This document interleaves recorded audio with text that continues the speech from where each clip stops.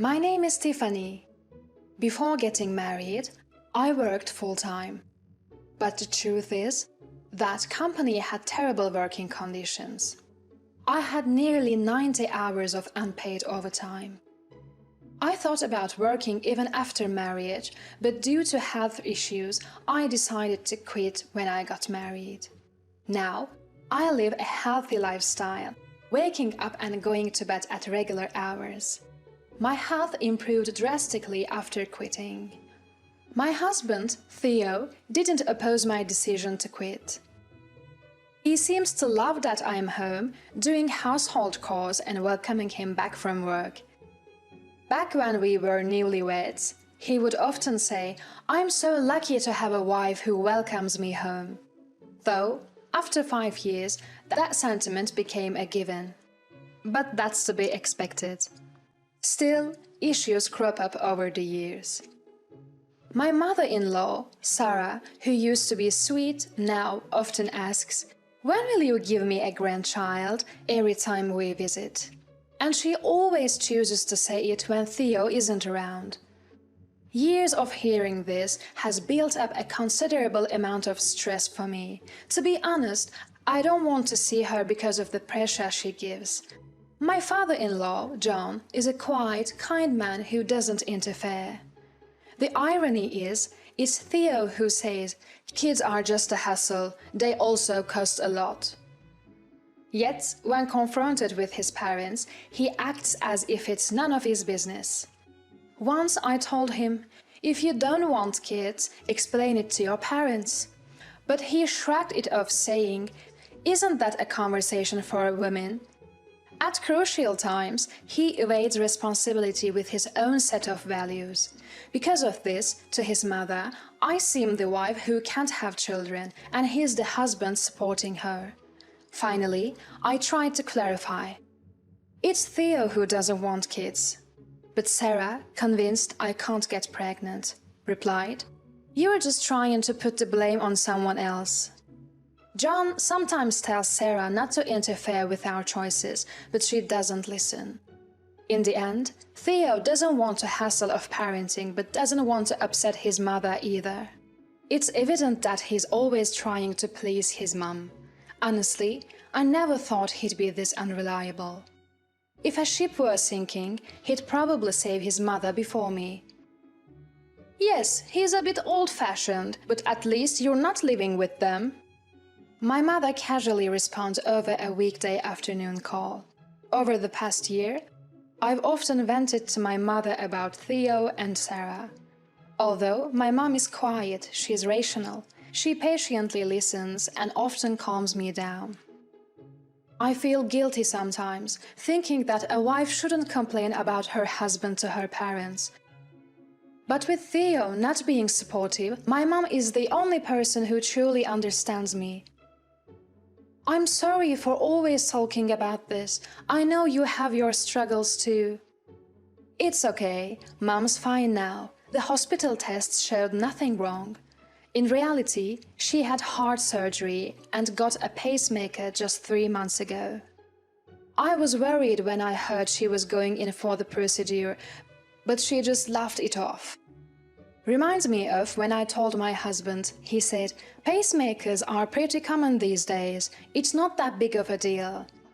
Yet, when his own mother sprained her ankle, he panicked and promised I'd help out without asking me first. Talk about double standards. I mean, a surgical cut is way more serious than putting a plaster on an ankle. I always complain over the phone and rarely visit my family since I live far away. I haven't been the best daughter to my parents, but this time I plan to surprise my mom on her birthday with a trip in collaboration with my dad. I'm home. Dinner's ready. My husband, as always, takes a seat at the dinner table. He never really comments on the food anymore, but I was excited about the plan I made with my father. Actually, my mom's birthday is coming up. Oh.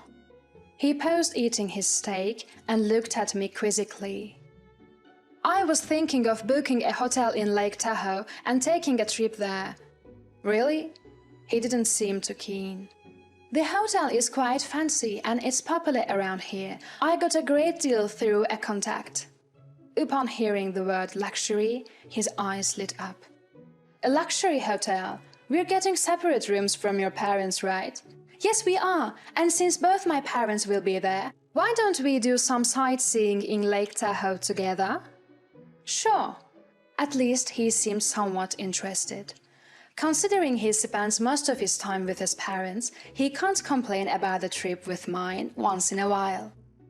Luckily this time, I don't need to arrange the date or the hotel booking. My parents are taking care of everything. It's like I'm letting them do everything for me. This might seem more like me being spoiled rather than being kind to them. What's the trip? I need to apply for my leaves.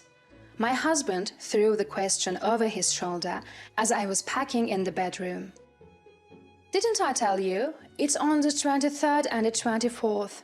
Oh, right. Turning around, I saw him absent-mindedly fiddling with his phone. I've told him about this trip before. He never really pays much attention to me or my family. But on reflection, indifference was better than his past reactions. On the day of the trip, we drove to the luxury hotel in Lake Tahoe. My parents had arrived the previous night. Today's plan was to explore Lake Tahoe with them and enjoy dinner at the hotel. It's been a while since I last saw them. Maybe since my mother's surgery. They are both retired and don't usually splurge, so a trip like this should be fun. I sat in the passenger seat, leafing through a Lake Tahoe travel magazine. Upon arriving, I planned to call my parents to the lobby after checking in, but they were already in the parking lot, and standing next to them was... Sarah? Suddenly, my husband parked the car abruptly and rushed over to them. What on earth is happening? I was sure I had explained the plan properly. I quickly got out the passenger seat of the car and followed. What's going on there? While I was flustered, my husband began speaking fluently to my parents. You knew of a great hotel, didn't you? We plan to enjoy it with my parents from tomorrow. You've already paid for the stay, right? My parents were stunned. Of course they would be. This was completely unplanned. My mother-in-law, as brazen as ever, said, You sure know some good hotels. Take care of it for us, okay? And next time, let's go to Alaska. What are you saying? On the other hand, my father-in-law, seemingly as clueless about the situation as we were, asking my husband, Didn't you invite us on this trip? You said you'd cover the costs. Hearing that, I could feel the blood rush to my head. Wait a minute. This hotel was arranged by my parents. Why would you just invite yours? Now, my mother-in-law chimed in. What's the big deal? You can't hog such a nice hotel for yourself. You should care more about your husband's parents. I wanted to treat my parents to a luxury trip because I rarely get to see them, unlike John and Sarah. Plus, today is my mom's birthday. My mother-in-law, with a really look, sized me up from head to toe. You've never gotten me a birthday present. Such blatant favoritism. What?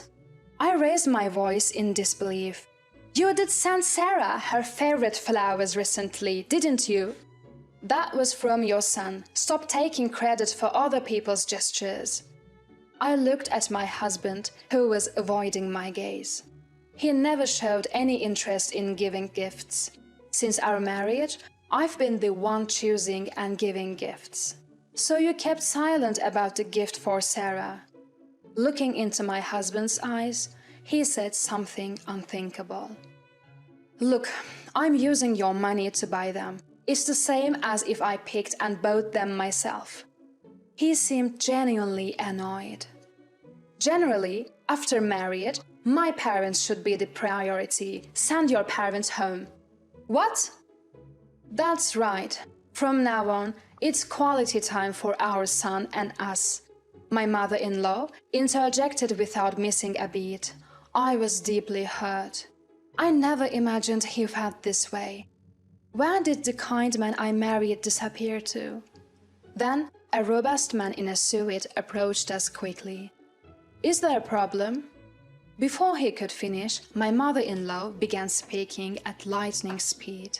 We want these people gone. We'll use their remaining nights. I'm sorry, but we can't do that. Why not? She snapped. They have already paid, and we have them booked until the day after tomorrow. In her fury, she pointed at me. She is my son's wife. What belongs to my son's wife and her parents is practically ours. My husband just nodded. Seeing that scene, all my pent-up feelings felt like they exploded. The man apologized and said they couldn't do that, but she replied, "First of all, you are letting such poor-looking people stay here. Won't it ruin the hotel's reputation?" My husband started blaming me along. I decided to approach my husband's back and tell him the truth. You know, this place is my father's family home. What? My husband and mother-in-law stared at me with wide eyes. The man in the suit is my father's younger brother, which means he is my uncle. My uncle started speaking in a firm yet humble tone. My brother and I have a big age difference. Back then, our parents were busy with their hotel business. He took care of me like a parent. Everything I have now is because of him. Hearing this, my father became emotional and whispered, When I heard you were staying here, I was truly happy, thinking I could finally repay his kindness. But you, thinking you could stay for free just because it's your son's wife's family? Oh!" I could hear my mother-in-law's groaning. We have rooms available ranging from $450 to $1,800 per night. Please proceed the front desk if you are interested. Stunned by the price, my husband and his mother were flustered. What do? We don't know any other hotels. What do you expect me to say? Watching the two, my father-in-law let out a deep sigh. This is karma for always taking credit for Tiffany's achievements and trying to impress your mother with them. My husband seemed at a loss for words. I'm truly sorry, everyone. I never thought my son would do something like this. He began to apologize deeply. No, wait, John. I quickly intervened. My father-in-law is a victim too. He was invited to the hotel by his son only to find out he'd been deceived. Though my mother-in-law seemed to have been told even more. Suddenly, she had an idea. Wait, since it's a hotel run by relatives, can't you give us a discount? We are family after all. How shameless can she be? Has she forgotten all that she has done? But my uncle calmly stated, I don't consider someone who insults my loved ones as family. His words made me realize something. The way my husband and mother-in-law had been treating me all along was condescending. All the unpleasant tasks were left to me. Any prize was stolen by them. What was I to them? They exploited and belittled me. If they had thought about my family even a little, this trip wouldn't have happened. You've always looked down on me, haven't you?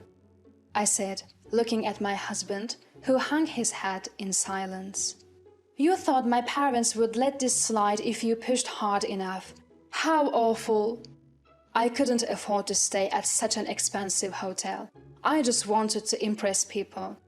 With a face full of regret, he glared at me. My father-in-law approached, looking disappointed.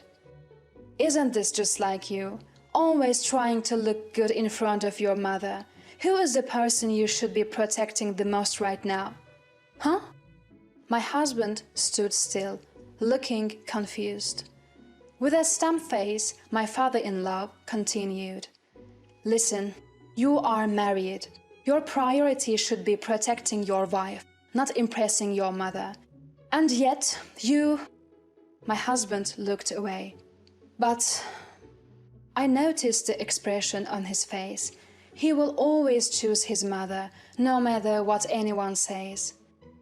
Summoning my courage, I raised my voice. John, thank you for all you've done for me so far. You've helped me more times than he ever did, but I can't continue living with him as a couple any longer. My husband looked up, surprised. Let's get a divorce. Saying the word divorce out loud made me feel incredibly liberated. Right, I've always wanted to divorce him. Are you serious? I heard my mother's voice from behind. I nodded. Yes, I've been thinking about it for a while now. Hold on, I'll apologize for what happened this time. Watching my husband scramble was almost like seeing a stranger's plight. It's not just about what happened this time, it's the forgotten gifts for Sarah and countless other things. Of course, today played part in my decision. Suddenly, my mother-in-law, red-faced with fury, yelled, "A woman like you, who doesn't work or even have children, should be grateful just to be married." The realization that I could also sever ties with her left me with no fear. Look, I won't be belittled, and just for your information, it was your son who didn't want kids, saying parenting would be a hassle. I bet you never heard that from him. My mother-in-law just sat down, stunned. She had always believed it was my fault, not realizing it was her son's decision all along. So, my husband and mother-in-law were taken away by my father-in-law, and I went on to enjoy a family vacation with my own parents. You had quite the eventful birthday, didn't you? I'm sorry. My mum, with her usual cheerful tone, as long as you are happy, that's all that matters. But who knew he was that awful? I should have visited earlier to see how things were. No, it's okay. I've been in that life for so long. I became indifferent. This was a wake-up call. My typically silent father seemed to have a hint of joy on his face. After that, my husband and I divorced. But it seems the relationship between him and his mother has soured. He was never the considerate type and always left everything but his job to me. Without me, his apartment was reportedly turned into a garbage dump. Apparently, my ex-mother-in-law visits him regularly to clean up. However, she's nearing her breaking point, often fighting with the son she used to adore. Once, their argument got so heated the police were called. My ex-father-in-law claims she brought this upon herself by spoiling their son.